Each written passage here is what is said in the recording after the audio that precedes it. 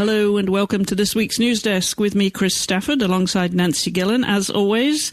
Friends and rivals this coming week, Nancy, but before we get started, we are recording on October the 3rd, and this is Season 4, Episode 38 of the News Desk, which you can download. You can actually do two things. You can download the Wiz Sports podcast, because all our shows are on the main channel. And you can also, if you just want to subscribe to the News Desk, then go ahead and subscribe to Wiz Sports News Desk on your podcast app. Nancy, we talked about this every time, the upcoming England versus USA friendly, capital letters, please. This is going to be friendly match that's happening to a sold-out crowd at Wembley this coming Friday, October 7th.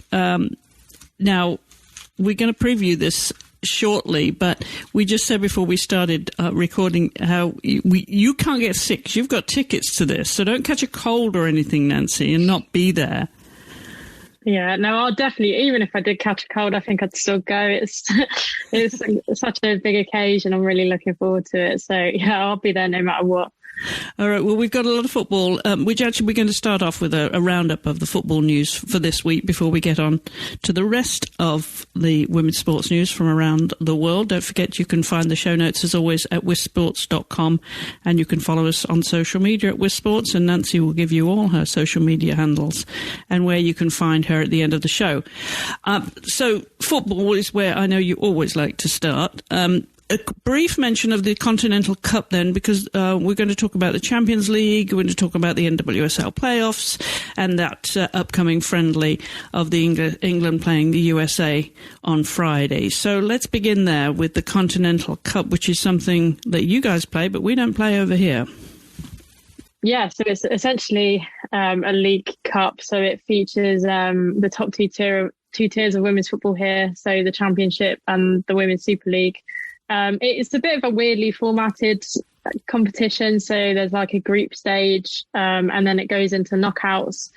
And it's also any team that's in the Champions League. So on this occasion, Chelsea and Arsenal don't compete in the group stage of the Conti Cup, and then they go into the knockout stages. So it's all a bit strange, but yeah, so it's international break and no WSL the weekend just gone, but yeah, we did have these Conti Cup matches, and there were some interesting results. So Aston Villa and Man U played, and they actually drew, and it went to a penalty shootout, and Aston Villa won 4-3 on penalties. So that's continuing their really, really good season so far. They're unbeaten this season in both the WSL and Conti Cup, and then Tottenham got a 2-1 victory over Reading as well.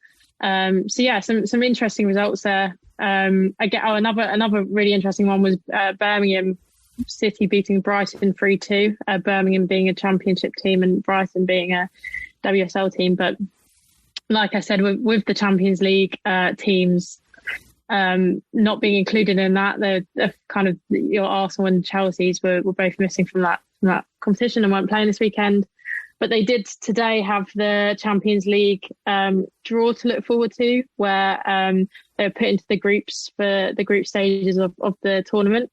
I don't know if you managed to see it, Chris, but some really, really, I think there's 3 groups in particular that are very tough, and Arsenal and Chelsea are in 2 of them. So we've got Group A with Chelsea in. They are going to be playing last year's semi-finalist PSG, Real Madrid, and the last one is an Albanian team. I can't remember. It's like Vlasnia. I'm not sure if the pronunciation of that is right. Then Arsenal in Group C with Lyon, the 8-time winners of the Champions League, Juventus and Zurich. And then I think another really tough group is Group D, which is Barcelona, Bayern Munich, Rosengard and Benfica. And then the last remaining group is Wolfsburg, Slavia Prague, St. Polten and Roma. So the group stage games start from the 19th of October and run until the 22nd of December.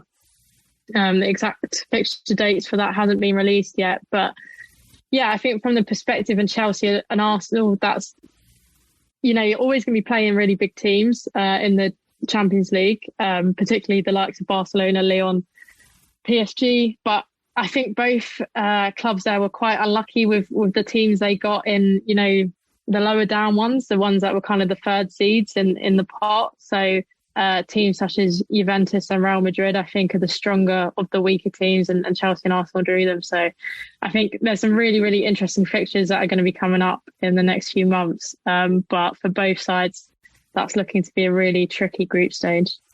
Yeah, it certainly is. And you mentioned there that the group stage games are going to be played between 19th of October and December 22nd. Then why is the final so far off? It's in the Netherlands in June. Why is there such a... I mean, is it just the season scheduling? It just seems a long time before they wait for that final.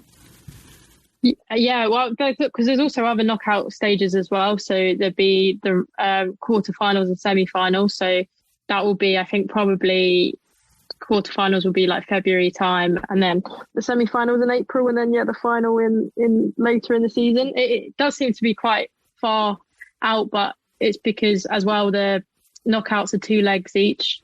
So then you play 2 matches in the knockout stages for each bit, so 2 in the quarterfinals, 2 in the semi-finals. So I guess just with the calendar fitting in those matches, it does kind of stretch out until the end of the season. Yeah, it certainly does. All right, well, we'll follow that, and I know you'll be concerned about your team, Arsenal, especially in that group stage with Lyon, Juventus and Zurich. That's a tough one for them. Yeah, it's a really tough one. I think Lyon in particular, I think a lot of fans would be surprised if we got any points from them. I think Juventus, it is possible. It's interesting fixture there because the Juventus manager, Joe Montemurro, is Arsenal's former manager. So he left from Arsenal to Juventus last year. So that's quite an interesting matchup. I think Zurich, you'd be hoping that Arsenal could get points from them, but still obviously a really tough team, and they've been in the Champions League, competing in the Champions League for over 10 years. So it's a really, really tough one. But at the same time, if you want to be the best, you have to play the best. And if anything, it would be a really good learning experience. Well, that's one way to look at it. Being a World Cup year as well, they're going to have to bring their A game for a long season. It will be a long season for them, won't it? It will be, yeah. I think a lot of matches being played, and obviously then we've got the Women's World Cup next summer as well. So it's a lot of games. A lot to look forward to. Okay, we're going to hop over to this side of the pond now because, of course, it's coming to the end of our season now, and we're coming to the NWSL Playoffs. Nancy, you've taken a look at that group. Very interesting grouping that gets to play their quarterfinal on October 16th. So that'll be the seeds 4 and 5. You've looked at those teams, Nancy. Any surprises there for you? I don't think. Sorry, I missed that. What? For the NWSL playoffs. Oh, sorry. Yeah. Any surprises? I don't. To be honest, I haven't been able to watch too much of the league, so I wasn't not too sure fully if how the season was progressing. I did know that it was incredibly tight. I don't think I was surprised to see OL Reign win the top the table, given that they have such a strong team. But yeah, I think it's great to see San Diego Wave in there as well, personally, just from an expansion team with Casey Stoney in charge of that as well. So yeah, I'm quite impressed with them. Yes, that is very impressive, the way they've gone this season, as you say, for a brand new team. Of course, they've got some great players as well. But just to fast forward, for the final of that, the final of the NWSL Championship will be in Washington, D.C. at the Audi Field at one of the Washington Spirit's venues. Not sure I'm going to be going there because, one of the problems going to the Audi Field, Nancy, I don't know if I've mentioned this to you, not only were the tickets very expensive for the international friendlies that we paid against Nigeria when we had a game there, do you remember? Not only were they expensive, but the problem is I suffer from heights really badly, as you will know now, and those bleachers are so steep and so high that I couldn't be going up there into the ear popping section. It would be too high, too steep for me. So I would probably have to pay more to come. To be further down. Yeah. Gosh. Yeah. Well, I advise you never to go to Barcelona's CupThe because that is the most vertigo-inducing stadium out there. Is it really? Yeah, incredibly steep. Yeah, I probably won't be going there then, unless I'm at pitch level. Yeah. You went out there. You went out to Barcelona, didn't you? Yeah, for the Champions League last year, so for the quarterfinals against Real Madrid. So I know that Barcelona are playing all their home games at CupThe for the group stage as well. So might maybe looking to go into one of those again.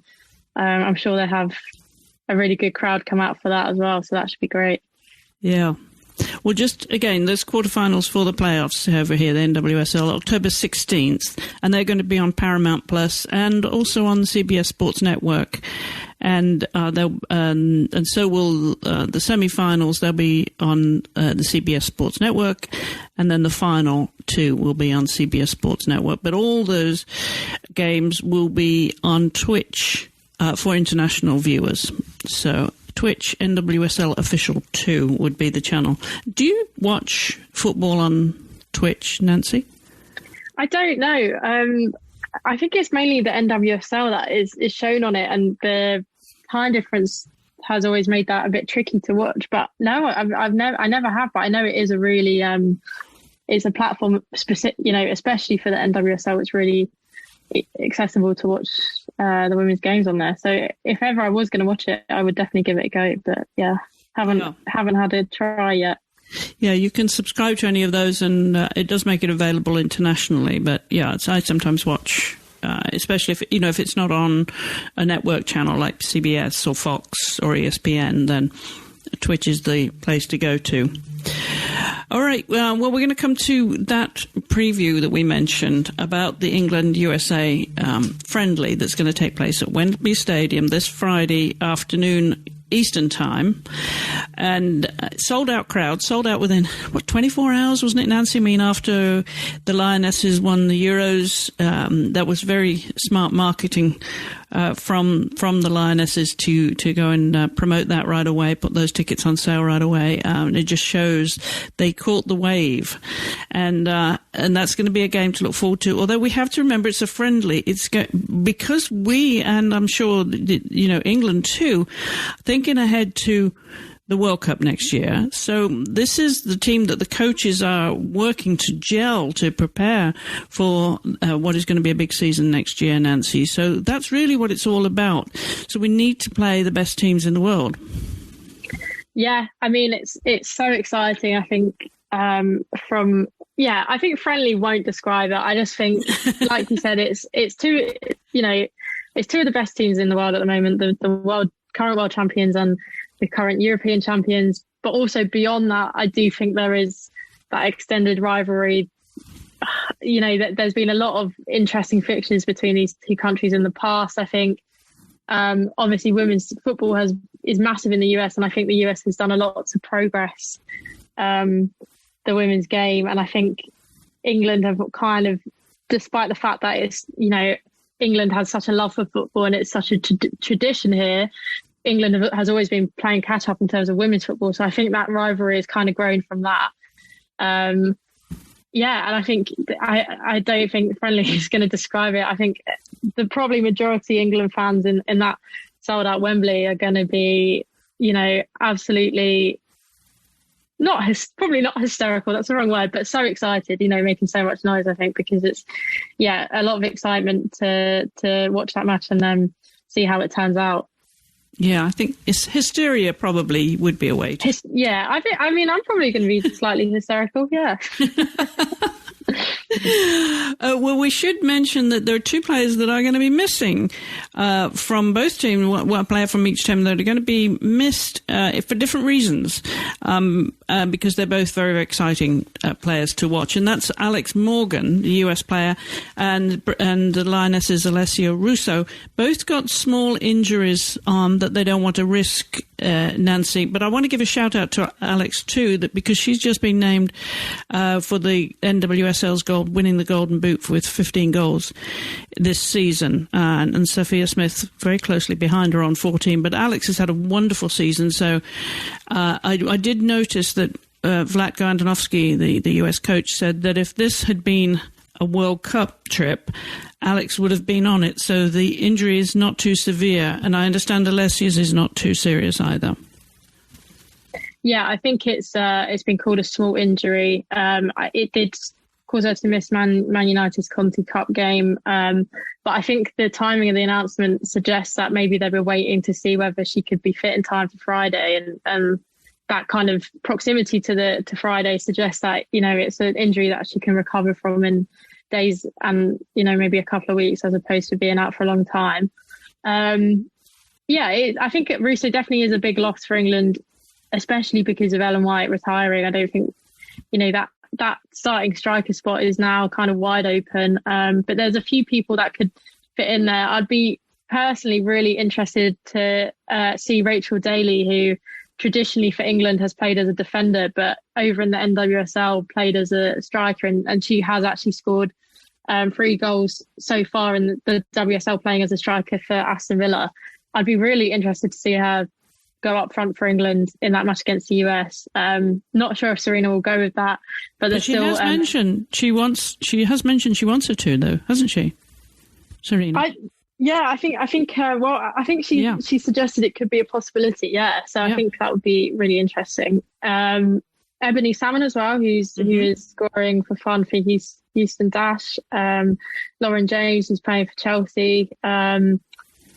Could put Beth Mead as a striker, as that central striker. So we've got lots and lots of options, and in a way, obviously, it's sad to see Russo injured and missing out on such a great occasion. But at the same time, it will be really interesting to see different players come in and kind of see a different approach to it.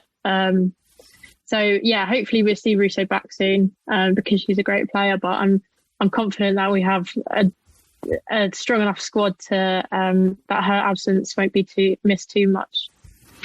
No, and on our side, we've got some new faces, including Alicia Thompson, who has been with the U17 Total Football Academy in San Diego. She's making her debut, so that's really, really exciting. We've got two new faces on the squad this year for this team, and some faces that I think you're not so familiar with.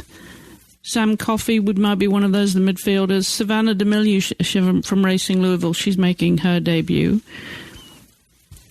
Yeah, there are so many players really that I'm not familiar with, which is quite. I think for the US team, I'm normally familiar with the majority, and of course there are the names that I have been around for a while and I'm familiar with. But it seems to be a really kind of new, fresh squad. Like I said, I don't watch NWSL too much, and also I don't think the US have really been playing over here in Europe or on the world stage, so that I've been able to see the US's evolving squad. So.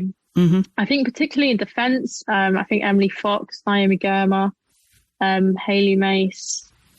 There's a few names that I'm not too familiar with, but again, that makes it exciting because it's exciting to see these new players. And just kind of have some new players come into the football I engage with and stuff, and learn about some new talent. So I'm very interested to see how the two teams match up.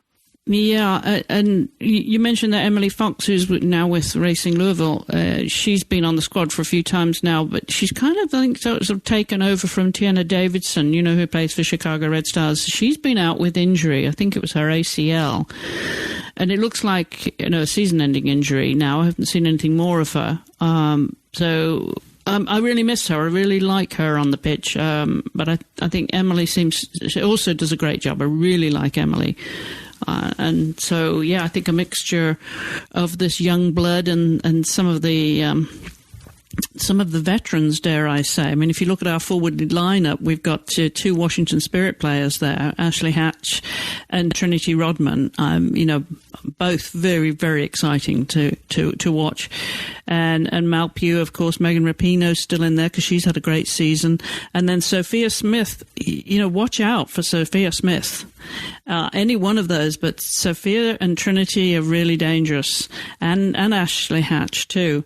I think, it's an interesting lineup, and, you've got a lot of good players. We've got a lot of good players. So I wouldn't like to say where this is going to go. I know I can't lose. I mean, dual citizen, but the way England, those Lionesses have come up and obviously grown with the Euros tremendously, and are riding on the success of winning those Euros. And then, we've got a lot of excitement going on with our squad too. I don't know if I can put any money on any of this. Oh, I should have mentioned the defender Crystal Dunn. She's been with the team for so long. I can't remember how many caps Crystal said. She just had a baby, and she's back on the squad. So that's really exciting. Shouldn't forget her. Would you like to put any money on anybody on the winner? Not money. Definitely not money. I've got to back England, of course. I've got to back England, and I will say this is the most confident I have gone into an England-US matchup of England winning, but that still doesn't say that much, because England have always been off the pace of the US, and the US have been the best team in the world. I think England are now just a lot better. They're a much better team, and we've got a much better manager. So that is kind of mainly why I'm more confident. Yeah. Obviously with the US, you never know. And there is that degree of the unknown of these players that I'm not too sure of, that I haven't watched yet. So it's kind of hard to make that judgment, because I could be underestimating the US, and that is a dangerous thing to do. So, I wouldn't put money on it, but it's the most confident I felt of England, and of course I'm going to back them. Yeah, of course you're going to back them, but I don't see you putting any dollars down or pounds down. No, I'm too safe with my money. I did forget to mention that just last week, Taylor Korniak, who plays with San Diego Wave, she's a midfielder for the squad, and she's had to pull out with an injury, which I really like Taylor. And so she used to be with the Orlando Pride. Very, very strong midfielder, but hopefully that's minor. But yes, she was withdrawn from the squad. So we will see. I know that our US team, they arrived in England, well wrapped up and expecting the worst of the English weather. But hopefully it'll be good. But do you know what the forecast is for Friday, Nancy? You know what? It's meant to be really nice. I think you told me that about them arriving wrapped up, and I was really surprised, because genuinely we're having it's not really it's not the temperature that you'd expect at this time of year. I think it's been about 18, 19 Celsius. I think Friday is expected to be in the teens, not raining. I don't think they can use the weather as an excuse if they do lose. Okay, fair enough. All right. Well, we will look forward to bringing you a wrap-up of that. It'll be a very exciting conversation. I'm looking forward to that on next week's show, as we look back at that friendly. And then I should point out that both England and the US have some more friendlies to play. We, in the US, are going to play Spain. And Nancy, where are you going? We are going to the Czech Republic to play, so another friendly match against the Czech Republic on the 11th. Okay. All right. Well, that's all our football for this week.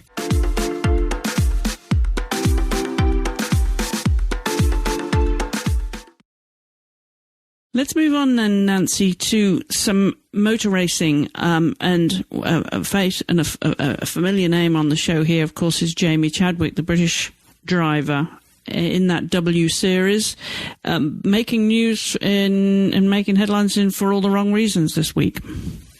Yeah, I really didn't think this is what we were going to be talking about when it came to the W Series segment. As we spoke about last week, Jamie Chadwick was just one result away from winning the W Series. And she over in the Singapore GP, she struggled in qualifying and started on the grid in 8th for the main race.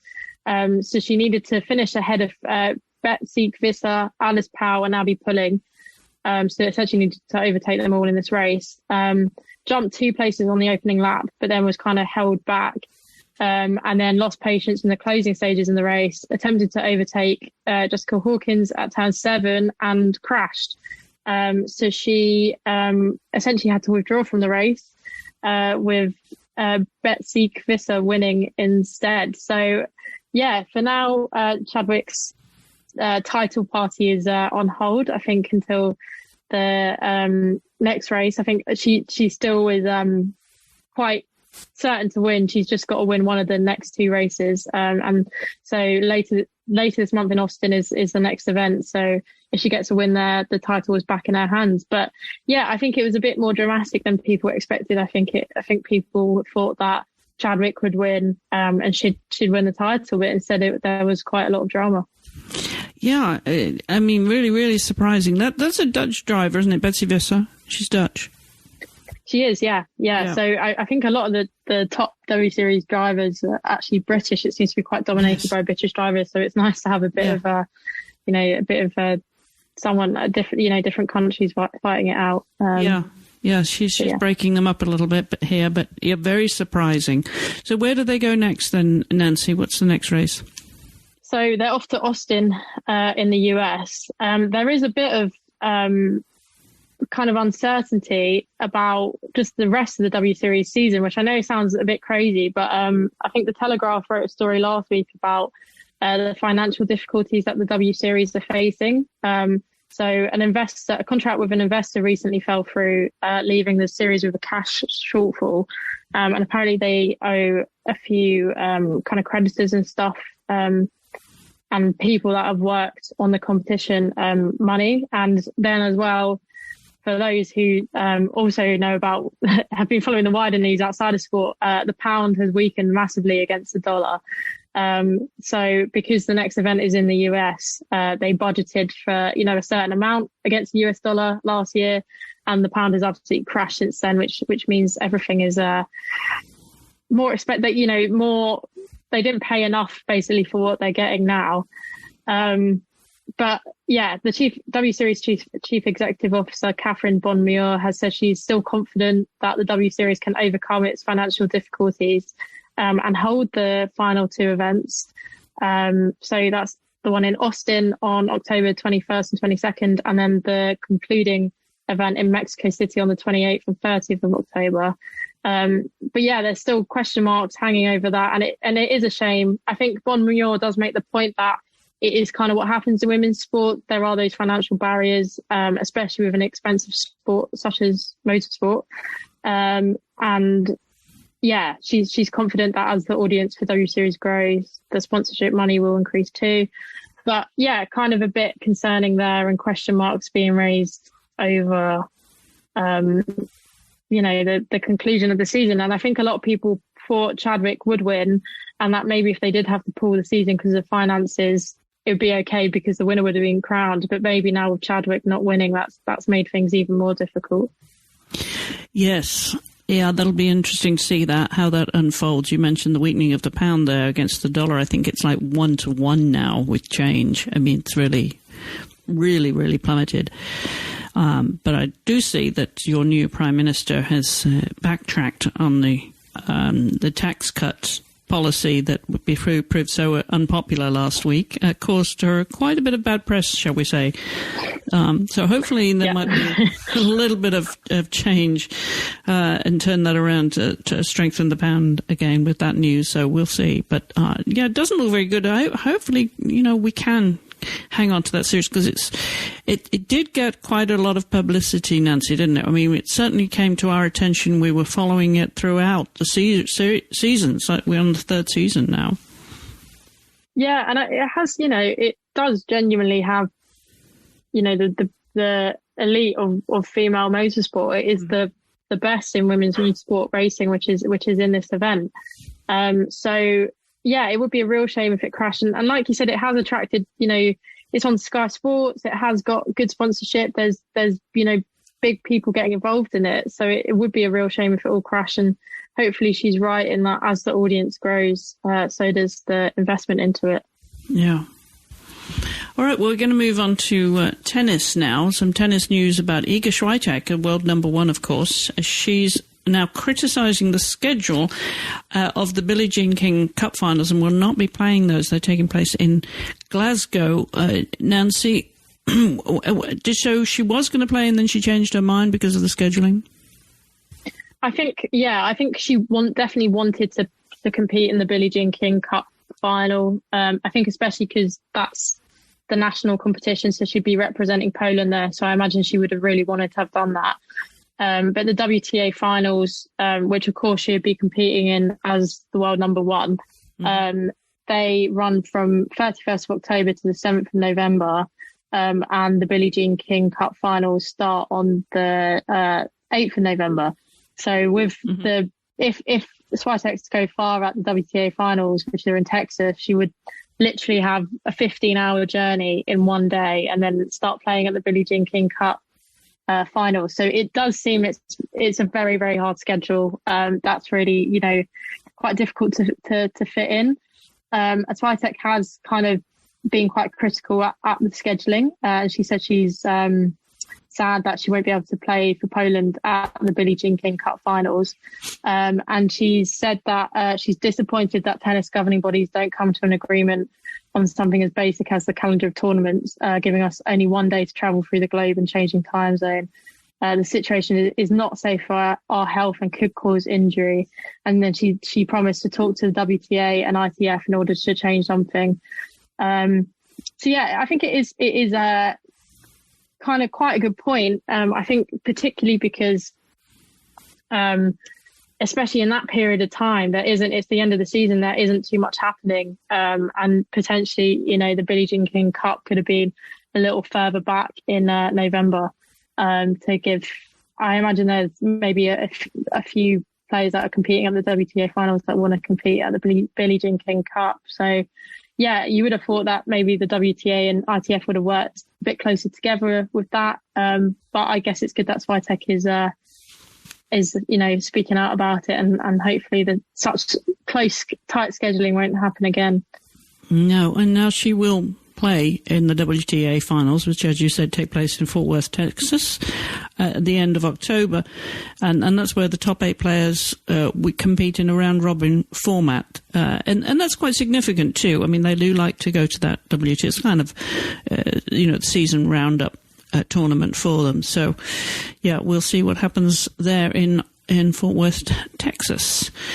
Okay, we're going to move on now to basketball. You've got some basketball news, but not news in a way. I mean, the USA is used to winning. This is their 4th straight gold at the FIBA Women's Basketball World Cup. But we know we've had, again, a bit like football, some changing faces, right? Some of the top names have retired. So the question was, could the USA, could that new look team hold on to the title that it is in the habit of winning and has done so for 4 straight years? Yeah, so like you said, I think it was kind of a bit of a new look team. So Sue Bird and Diana Taurasi in particular. I'm not sure if I pronounced her surname right there. Yeah, you're good. Oh, cool. So they've both retired. Of course, Brittany Griner as well, who's still in a horrendous situation in Russia, wasn't there.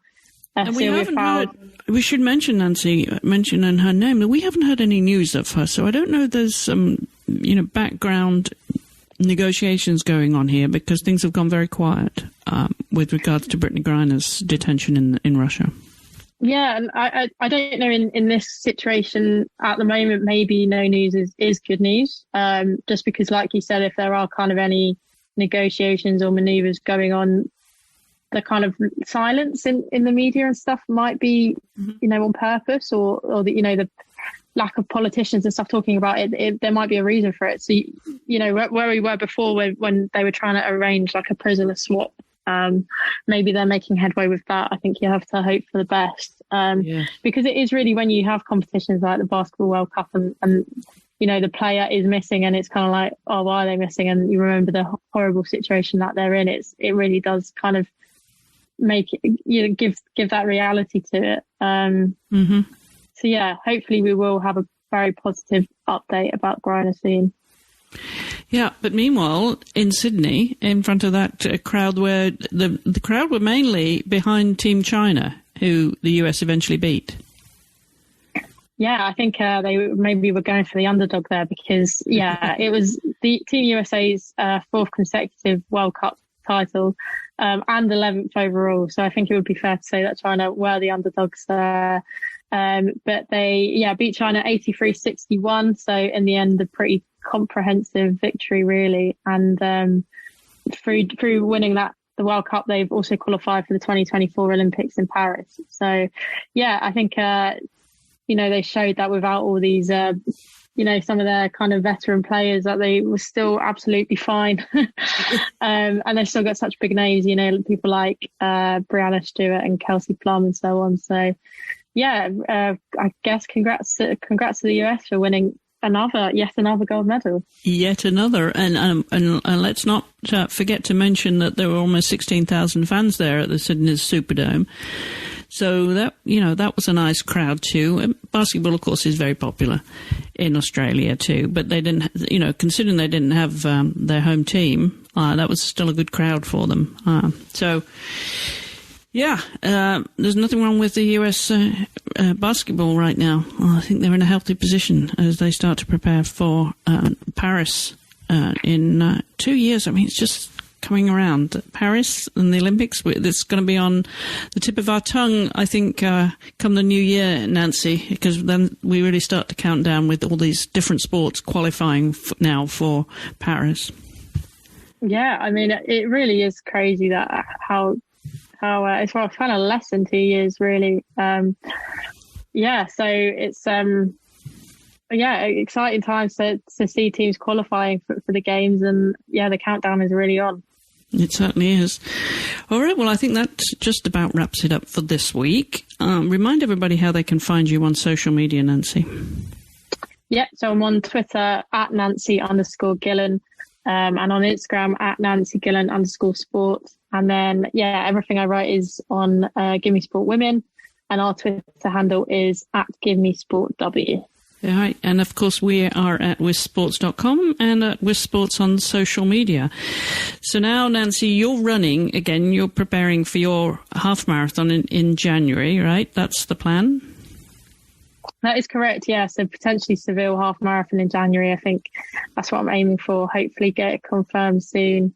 I was looking for a midwinter race, so that should be really good and hopefully keep me motivated in October, November, December, which is sometimes quite hard to stay motivated in when it's cold and dark outside, but that should keep me going. Should keep you inspired, yeah, exactly. It is challenging. I know I'm on the bike, of course, as much as I can be, but the weather's turned around this week, and it's certainly a lot chillier, but my goal is for a spring ride to do the Empire State Trail from Buffalo in upstate New York down to Manhattan, 750 miles. I'm looking like doing that in the spring, because now Marcy Cornigan, my adventure partner, is strongly hinting that we're going to be camping this one, Nancy. So I think we'll wait for the snow to be over as we do that. It'll take a couple of weeks. Yeah, you need some nice sunny weather for that, maybe. We do. Well, I hope you have some nice weather in Wembley on Friday, and I look forward to talking to you about it, maybe sharing a few texts during and after.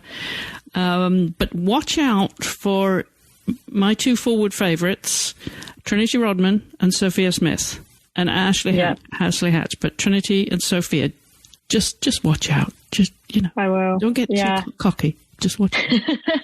Yeah, I mean, the US attack is very talented, so I definitely won't be getting too cocky about that.